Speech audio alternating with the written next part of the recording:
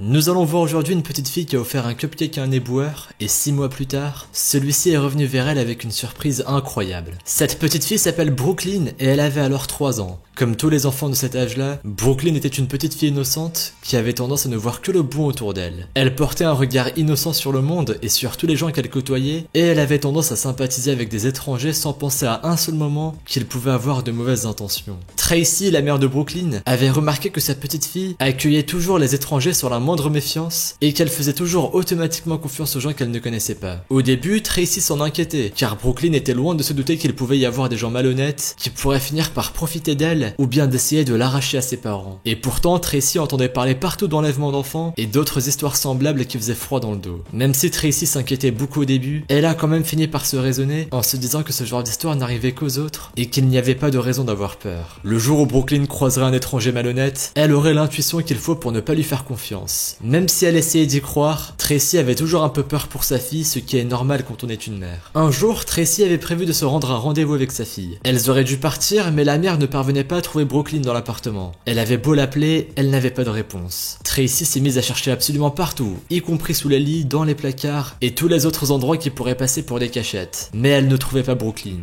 Tracy a commencé à s'inquiéter et à se demander où pouvait bien être passée sa fille. C'est à ce moment-là qu'elle a constaté que la porte de l'appartement était ouverte et que le sac à dos de Brooklyn gisait sur le sol. La mère de la fillette a commencé à s'affoler. Et si sa petite fille avait ouvert la porte à un étranger et que celui-ci l'avait convaincue de le suivre, la petite fille lui aurait sans doute fait confiance comme elle le faisait avec toutes les personnes qu'elle rencontrait. Tracy a alors couru à la fenêtre et en regardant à travers la vitre, elle a vu sa petite fille en train de se diriger vers le camion poubelle d'un pas décidé. Elle est donc sortie en courant le plus vite possible, mais malheureusement, sa fille avait déjà beaucoup plus d'avance qu'elle et le temps que Tracy la rattrape, elle s'était déjà postée devant la portière du conducteur afin de parler avec celui-ci. Ce que Tracy a vu lorsqu'elle est arrivée derrière Brooklyn ne l'a pas vraiment rassurée. Le conducteur du camion poubelle était imposant, grand et musclé et il portait des lunettes noires. Cependant, il a souri à Tracy lorsqu'il l'a vu et Brooklyn semblait le connaître. Elle riait à ce qu'il disait et se conduisait comme s'il était un ami à elle. En fait, cet homme s'appelait Delmar Dobson et Brooklyn avait déjà sympathisé plusieurs fois avec lui. Il faisait des rondes tous les jeudis dans son camion poubelle et tous les jeudis, Brooklyn l'attendait à la fenêtre et courait vers lui pour parler avec lui lorsqu'elle s'arrêtait devant chez elle. Ce jour-là, Tracy est en train de se maquiller dans la pièce voisine et elle n'avait pas entendu sa fille sortir. Horrifiée, la mère s'est demandé combien de fois elle avait laissé sa fille sortir de la maison sans s'en rendre compte. Il aurait pu lui arriver n'importe quoi. Par exemple, elle aurait pu se faire renverser par une voiture. Tracy ne voulait pas effrayer Brooklyn, mais elle devait absolument la mettre au courant de tous les potentiels dangers qu'il y avait sur la route. Sa petite fille avait eu de la chance cette fois, mais ce ne serait peut-être pas toujours le cas. Un autre jour, c'était l'anniversaire de Brooklyn et il tombait justement un jeudi. Tracy avait préparé pour sa fille des cupcakes,